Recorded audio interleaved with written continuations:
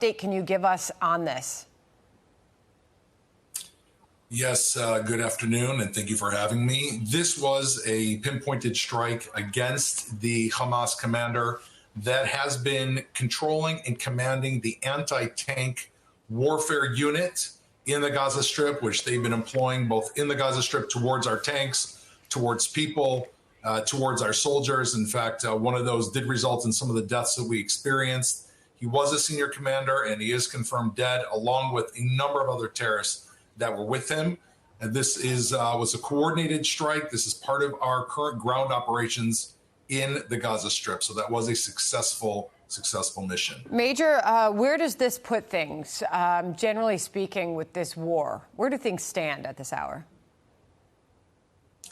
We are moving forward with our objectives in the Gaza Strip. As we said, as we laid out over the last few weeks, we now have all these coordinated forces. We are able to activate all of our assets right now. We're talking ground assets combined with air, combined with intelligence, combined with armor. We are inside the Gaza Strip fighting in close range with Hamas terrorists. They are fleeing, I can tell you, into underground bunkers. We see them inside of medical clinics, inside of schools. They go in, you open the doors, you can't find anybody. You walk a few feet in, you pull up a hatch, and they're underneath the ground. They are so embedded within the civilian structures. We've been saying we've managed to eliminate a number of their terrorists and take over a number of their compounds that were used to launch the October 7th attacks. We are making significant progress in the Gaza Strip right now. As far as what is needed to continue this fight, what would you say? As obviously we just got an update from the State Department, our continued aid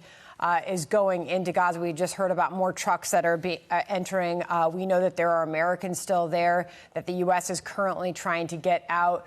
What would you say is needed at this point? What's your message to all those that are helping Israel in this fight? First of all, we are very thankful that there are a number of foreigners that are able to leave the Gaza Strip. It's happening at a trickle, but it's happening. I do want to remind everybody that 240 of the people in the Gaza Strip are also foreigners. They are Israelis and foreign nationals. Those are the hostages, to answer your question. Their lives are still at enormous risk. They're being held under conditions, including 9-month-old babies. This is still a very, very raw wound and a very frightening thing for those families. What needs to take place in order for this to be successful is to let the IDF continue with our goals and understand, and this is the most important thing, understand at every moment along the way, and there are painful moments, that this Hamas began this terror campaign in Israel. We never wanted this. We didn't seek it. We didn't want it. They brought war on us, and now we have war to wage with them until they are eliminated. The justification for this is that Hamas has begged and acted on the terror and destruction of the state of Israel. That notion has to be kept in everybody's mind as we see these painful images and as we move forward in the difficult weeks to come. Major, and we know there are many difficult weeks, possibly months to come, as it has been predicted by those inside this fight. Just a moment ago from our U.S. State Department, it was confirmed by a spokesperson there, Matt Miller, that U.S. Secretary of State Antony Blinken will be traveling to Israel and Jordan on Friday. What do you hope from that visit?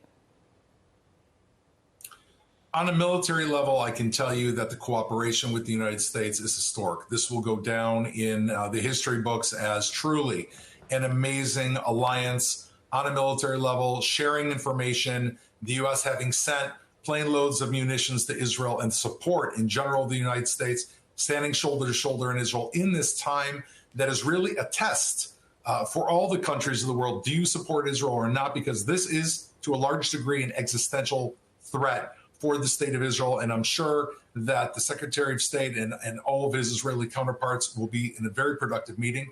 From a military perspective, I can tell you that we are fully focused, having completely separated from the political realm, on achieving our goals, and that has not changed whatsoever. We're moving forward with our mission on the ground. Got it. Major, thank you very much for your time today. Thanks for coming on. Thank you. All right.